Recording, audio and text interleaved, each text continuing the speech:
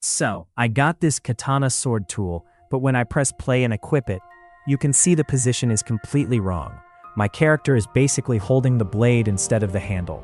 Even if I stop the game and try to move the handle part up or down, it still doesn't fix the issue.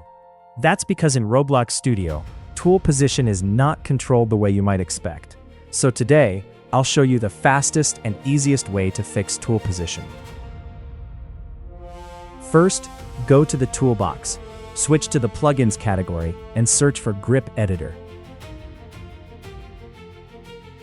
Pick any one you like. For this tutorial, I'll use a free one. Go ahead and install it. Once installed, go to the Plugins tab and you should see the Grip Editor tool. Click it to activate.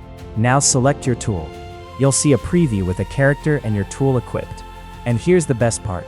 You can directly move and rotate the tool using the transform controls. Just adjust it until it perfectly fits in the character's hand. No guessing values, no trial and error.